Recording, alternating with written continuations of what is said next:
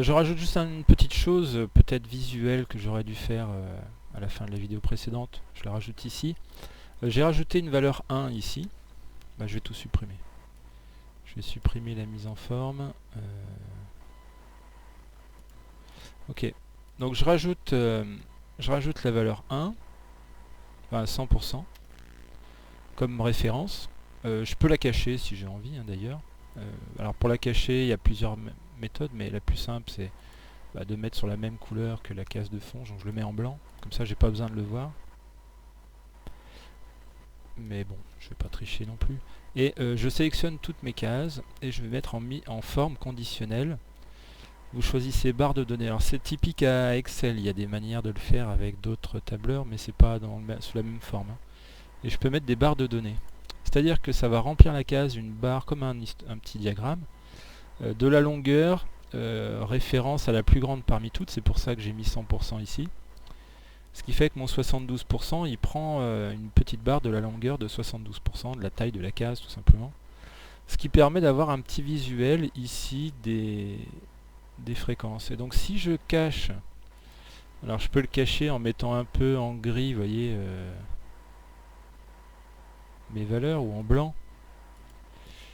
Je les vois moins, je vois plus un visuel des petites courbes. Maintenant, si je mets à jour mon diagramme, vous voyez les barres évoluent en fonction des fréquences qui sont calculées à chaque fois. Donc vous voyez qu'il y a une certaine évolution de ces barres ici, OPQ, ici pour brelan, double paire et paire, c'est plus visible. Et donc les oscillations de cette petite barre sont ici basées sur 10 000 lancers. Alors je vais essayer d'aller très rapidement à 1000 comme tout à l'heure. Voilà, par là. Je reviens à 1000. Je sélectionne la ligne 1002 et je fais CTRL, Maj et fin. Non, ça marche pas. Je vais faire défiler jusqu'en bas comme tout à l'heure, je suis navré. Et je vais supprimer toutes ces cases là, donc de 1002 jusqu'à la fin. Je les supprime. Donc vous voyez, je suis revenu à 1001 cases. Je reviens au début. Je refais mes calculs sur 1000. Ok. Je fais un copier-coller vers la droite. Donc copier-coller vers la droite.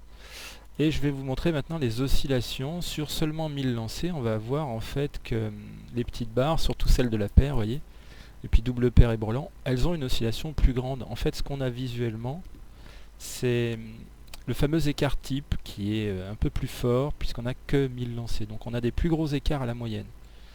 Et si maintenant je ne le fais pas sur 1000 cellules,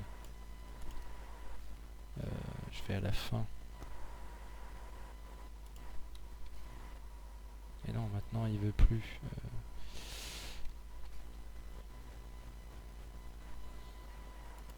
Bon, sinon vous cliquez dans l'ascenseur là. Vous l'amenez par là et vous avez le nombre qui apparaît à peu près. Je vais supprimer, je vais mettre que 100 tirages par exemple.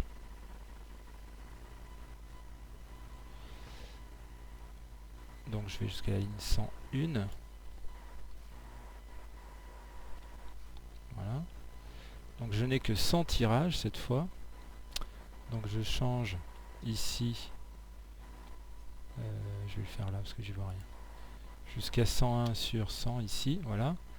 Copier et coller.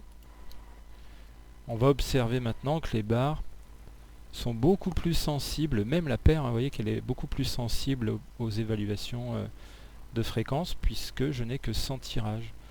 Donc quand vous êtes sur 100, un IATC, c'est pas dur à comprendre, j'en ai certainement un d'ailleurs. Un IATC parmi 100, ça représente 1%. Alors que tout à l'heure, un IATC parmi 1000, ça représentait 0,1%. Donc un nouveau IATC dans une série va opérer une variation de 1% qui est visible ici. Donc il y en a peut-être plus d'un. Non, il y en a un. Comme il est très peu fréquent, on aura généralement un IATC parmi 100, rarement deux. Donc on aura un petit pourcent qui apparaîtra, puis des fois rien. Donc ça va faire 0,1, 0,1, 0,1. Alors qu'en fait, quand on est sur 1000, on en aura 0,07.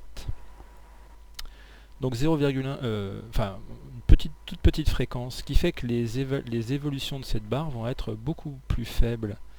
Il n'y aura plus cet effet tout ou rien, et ça va être de pire en pire pour lui.